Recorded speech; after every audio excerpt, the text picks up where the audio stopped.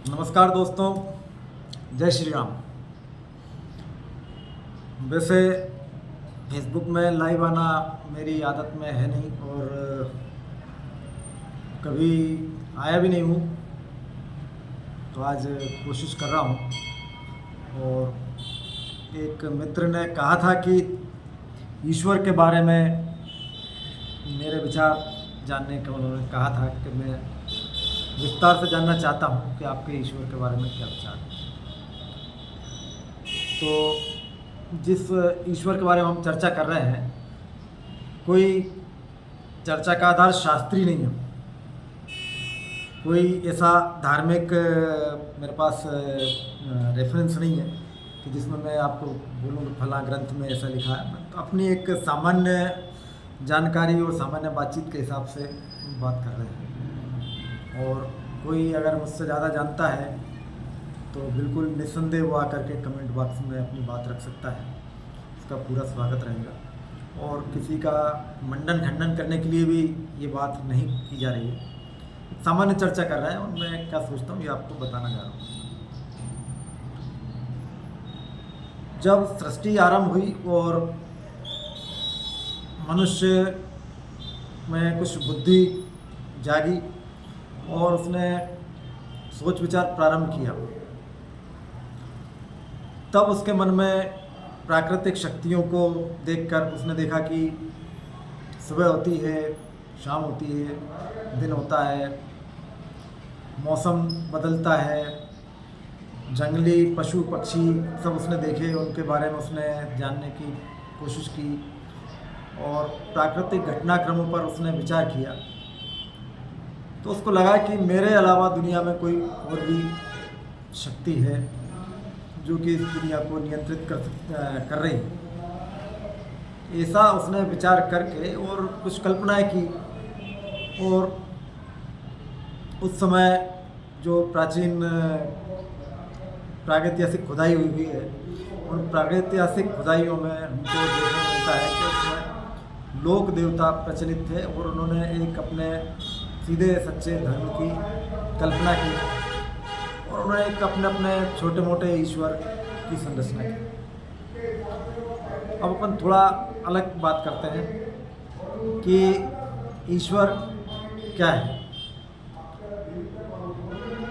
किसी पश्चिमी विद्वान ने कहा है कि यदि ईश्वर नहीं होता तो हम लोगों को ईश्वर का आविष्कार करना होगा। ईश्वर होने का सबसे बड़ा लाभ तो ये है कि हम अपनी गलतियों को ईश्वर के मत्थे मढ़ सकते हैं। एक सामान्य वे तो यही सोचता है। दूसरा, ईश्वर के आगे हम अपना दुख व्यक्त कर सकते हैं, अपनी शिकायतें उनको सुना सकते हैं। और जो चीज़ हमें किसी से मांगने में दिक्कत आती है वो चीज़ें भी हम ईश्वर से मांग सकते हैं। सुख, समृद्धि, धन दौलत, ये वो जो भी आपको संसार में जो मायावी चीज़ें हैं। तो ईश्वर नहीं होता तो मनुष्य को ईश्वर का आविष्कार करना होता। ईश्वर एक केवल कल्पना नहीं है, एक कठोर सत्य है और हमारी एक प्राथमिक आवश्यकताओं में एक ईश्वर भी है। वो प्राथमिक आवश्यकताओं में कैसे है ये मैं बताने की कोशिश कर रहा हूँ। शब्द हो सकता है कम ज़्यादा पड़े। हर आदमी का मनोबल उतना मजबूत नहीं होता कि वो उसके जीवन क्रम में जो घटने वाली घटनाएं हैं वो उनको झेल सके और उनको तार्किक परिणति पर पहुंचा सके।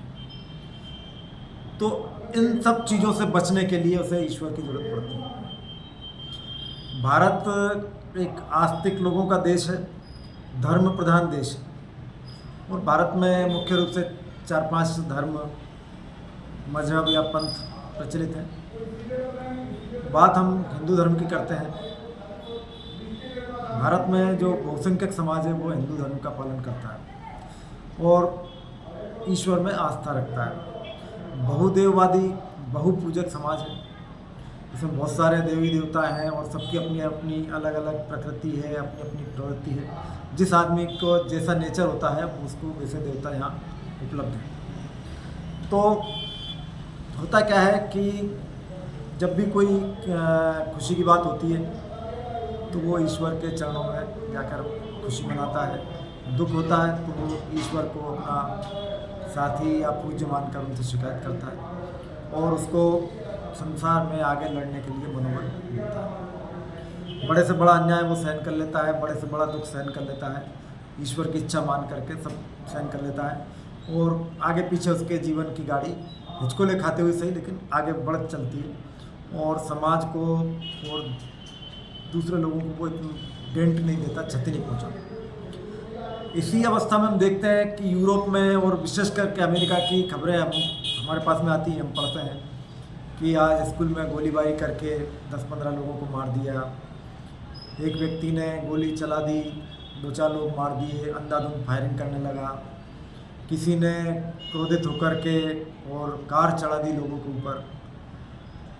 तो ये इस कारण है कि वो फ्रस्ट्रेट हो जाता है, आदमी परेशान हो जाता है अपने किसी कारण से, लोगों के व्यवहार से कहें या किसी और कारण से, वो विक्षिप्त टाइप का हो जाता है और फिर वो संसार से बदला लेने की कोशिश करता है। लेकिन चूंकि भारत आस्तिक देश है और यहाँ ईश्वर पर आदमी को विश्वास है, वो जानता है कि मेरे साथ तो जो अन्याय हुआ है, मुझे सरकार न्याय नहीं दे पा रही है, प्रशासन न्याय नहीं दे पा रहा है, मुझे लोग न्याय नहीं दिलवा पा रहे हैं, लेकिन कहीं ना कहीं एक अदालत ईश्वर की भी है और वहाँ मुझे ज़रूर न्याय मिलेगा, ये सोच करके वो अपने साथ हुए अन्याय को ईश्वर के हवाले कर देता है। और मैंने देखा भी है, देखने में आया है कि ईश्वर के यहाँ देर है, अंधेर नहीं है, और मैंने तो देखा देर भी नहीं है और अंधेर भी नहीं है। जो जस करे तासु फल चाखा, जो आदमी जैसे कृत्य करता है वैसे फल उसको यहाँ तुरंत मिल जाते हैं। आप आगे पीछे समाज में देख सकते हैं, थोड़ा आँख खोल कर देखेंगे तो आपको अपने आसपास ऐसे प्रत्यक्ष उदाहरण मिल जाएंगे। तो ईश्वर, अब ईश्वर के बारे में 1-2 क्लासिफिकेशन में बताता हूँ कि ईश्वर 2 तरह का है। एक तो वो ईश्वर है जिसको आदमी ने बनाया और दूसरा ईश्वर वो है जिसने आदमी को बनाया। एक छोटा सा पंखा या मैं लाइट में बैठा हूँ, बल्ब, या जिसमें आपसे चर्चा हो रही है मोबाइल, ये जो भी चीज़ है, तो कोई भी दुनिया में कोई भी चीज़ सकारण है, अकारण नहीं है। हर घटना, व्यक्ति, वस्तु या कोई चीज़ के पीछे कोई ना कोई कारण छिपा हुआ है। तो दुनिया को जब ये छोटी मोटी मशीनें, छोटी मोटी चीज़ें चलाने के लिए जब दुनिया को हम किसी बाहरी फोर्स की आवश्यकता पड़ती है, तो इस दुनिया को, इतने बड़े संसार को चलाने के लिए निश्चित रूप से पीछे कोई ना कोई ताकत है। वो हम उसको प्रकृति कह लें या कुछ और कह लें, पर इस एक नियमावली से इनकार नहीं कर सकते कि कोई एक ऐसी शक्ति नहीं है। सूर्य का चक्कर पृथ्वी लगा रही है, चंद्रमा पृथ्वी का चक्कर लगा रहा है, ऐसी आकाश गंगा है एक दूसरे के चक्कर लगा रही है। तो कहीं ना कहीं कोई चीज़ तो उनको नियमित कर रही है, कहीं ना कहीं वो नियमों आबद्ध है और उसको हम प्रकृति कह लें या जो भी कहें, तो ईश्वर भी कह सकते हैं। तो वो उसके पीछे है। क्या कारण है कि कभी कोई चीज़ हो जाती है, नहीं होती, पदार्थ हैं, बदलते हैं, नहीं बदलते हैं, किसी न किसी ने बनाया है और कोई तो कारण रहा है। बारिश होती है, नहीं होती है, एक ही घटना के 2 स्वरूप हमको देखने को मिलते हैं। बादल होते हैं तो कहीं ओले गिर जाते हैं, कहीं नहीं गिरते हैं। गर्मी पड़ती है, बादल छा जाते हैं, हल्की सी बारिश हो जाती है, तापमान नियंत्रित हो जाता है। तो कोई तो इसके पीछे सोची समझी रणनीति है, किसी की ईश्वर की नहीं है, तो जिसकी है वो ईश्वर है, हम उसकी ईश्वर है। ये तो एक परम पिता परमात्मा एक ईश्वर हो गया जो अजन्मा है और निराकार है। अब दूसरा ईश्वर वो है जो हम जिसको मानते हैं, जिसको मनुष्य ने जन्म दिया है, वो साकार है। हम उनको राम कह लें, कृष्ण कह लें, शिव कह लें, ये हमारी कल्पना है। मैं किसी की आस्था को ठेस नहीं पहुंचा रहा हूँ, लेकिन मेरा ऐसा मानना है कि ये हमारे मन में बसे हुए हैं। और तुलसीदास जी ने कहा है कि जाकी रही भावना जैसी प्रभु मूरत देखी तनी। तो जैसा व्यक्ति है, जैसी उसकी सोच है, वैसे ही वो ईश्वर के उस स्वरूप में दर्शन कर लेता है। एक बड़ी पुरानी कहानी है कि बाबा तुलसीदास के बारे में बड़ा प्रसिद्ध था कि तुलसीदास जी भगवान राम के ही सगुण रूप का भगवान राम के सगुण रूप की ही पूजा करते हैं और उनको ही मानते हैं, दूसरे विग्रह को नहीं मानते। तो इस बात को लेकर कुछ लोगों में नाराज़गी थी और उन्होंने तुलसीदास जी की परीक्षा लेने की मन में विचार किया और उन्होंने एक कृष्ण भगवान के मंदिर में ले गए। तुलसी बाबा को उन्होंने कहा कि बड़ी अच्छी जगह आपको ले चल रहे हैं और बहुत अच्छे दर्शन होंगे आपको, राम जी की मूर्ति है। बाबा तुलसीदास जी गए, उनकी आंखों में पट्टी बांध दी गई और जब उन्होंने वहाँ जा कर के देखा तो मंदिर में बांके बिहारी जी विराजमान थे। तो कहानियाँ हैं, कितना सच है कितना झूठ है मैं नहीं जानता, लेकिन ऐसा बुजुर्गों से सुना है, कहीं पढ़ा है।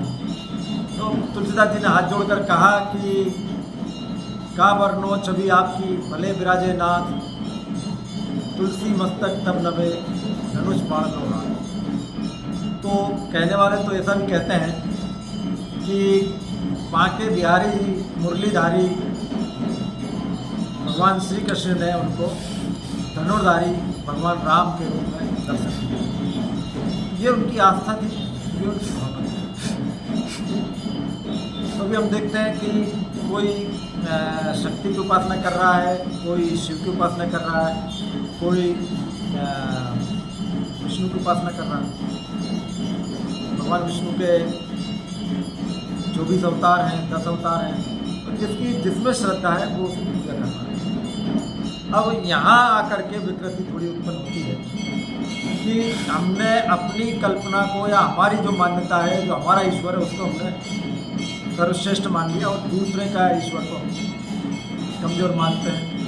और इसीलिए फिर वो जो भी बातें होती हैं कि हम ही श्रेष्ठ हैं, दूसरे यही परम सत्य है या कोई दूसरा पूज्य नहीं है, हमारी आराधना के अलावा दूसरी मंजूर नहीं होती है, इस तरह की सारी बातें आती हैं। ये ईश्वर को, ये वो ईश्वर है जिसको मनुष्य ने बनाया। यहाँ आकर के फिर लड़ाई झगड़े होते हैं। एक कहता है कि हम तो धनुर्धारी राम को पूजते हैं, तो दूसरा कहता नहीं मैं तो भगवान शिव की पूजा करता हूँ, तीसरा क्या कहते हैं मैं तो भगवान कृष्ण की पूजा करता हूँ। अब ये जो झगड़ा है वो फिर अंतर धार्मिक हो जाता है। कोई कहता है ईश्वर बड़े हैं, कोई कह रहा है अल्लाह बड़े हैं, कोई कह रहा है हमारे भगवान। तो मैं सबसे बढ़िया इसमें जो ईश्वर की माइथोलॉजी है, मैं इसमें सबसे जो अच्छी थ्योरी है वो हिंदू धर्म की है और मैं मानता नहीं। सबसे अच्छा जो इसमें विचार है वो हिंदू धर्म का है। कहते हैं एकम सद विप्रा बहुधा बदन, मतलब भगवान एक है लेकिन हम लोग उसको अनेक नामों से पुकारते हैं, अनेक नामों से उसको जानते हैं। अब यहाँ आकर के लोगों ने अपनी अपनी दुकानदारियाँ चालू कर दी हैं कि भाई मेरा भगवान, मेरे भगवान, मेरे भगवान। वस्तुतः मेरा ऐसा मानना है कि भगवान सबके हैं और भगवान जो आपने बनाए हैं वो भी भगवान है, जिस भगवान ने आपको बनाया वो भी भगवान है। क्योंकि जिस साकार से आप बात कर सकते हैं वो भी आपका भगवान है, क्योंकि आदमी तो साकार से बात कर सकता है। निराकार से जो बात कर सके वो तो बहुत ही बड़ा परम ज्ञानी और परमहंस हुआ, जो आत्मा के और अपनी आत्मा को परमात्मा से मिला देता है। एक प्रकृति से जिसका मिलन हो जाता है वो ईश्वर के समक्ष खड़ा हो सकता है। हम और आप तो सगुण, मेरे राम, मेरा भगवान मेरे घर में विराजमान है, मेरे हृदय में विराजमान है, लेकिन मेरे घर में विराजमान है। मैं उसको एक छोटा बच्चा मानता हूँ, 5 साल का, 7 साल का, कोई और बड़ा मानते हैं, राधा कृष्ण के साथ मानते हैं, कोई राम जानकी के रूप में देखता है, कोई उमा महेश के रूप में देखता है। ईश्वर वही, हम उनकी आराधना करते हैं। जो भी बात होती है हम उनको अपना एक पेरेंट मानते हैं, अपना आराध्य मानते हैं, माता पिता के समान मानते हैं। और जो भी हमारे शिकवा शिकायत होते हैं, दुख दर्द होते हैं, तकलीफ होती है या हमारा जो भी सुख दुख होता है हम उनसे साझा करते हैं। बच्चा जब भी कोई चीज़ उसकी मनोवांछा होती है तो अपने माता पिता से मांगता है। जब माता पिता नहीं रहते तब वो ईश्वर से मांगता है, भगवान गाड़ी आ जाए, बदला आ जाए। तो मेरा ऐसा विचार है ईश्वर के बारे में और लोगों को आस्तिक होना चाहिए और ईश्वर पर विश्वास रखना चाहिए, ईश्वर के न्याय पर विश्वास रखना चाहिए और ईश्वर को हाजिर नाजिर मान करके जीवन में जो भी अपने कर्म है उस कर्म करते रहना चाहिए। समाज में नियम कानूनों का पालन करना चाहिए और जिस काम से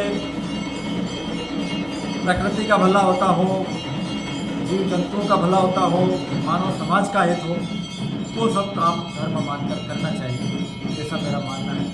अगली बार मिलेंगे। जय श्री राम।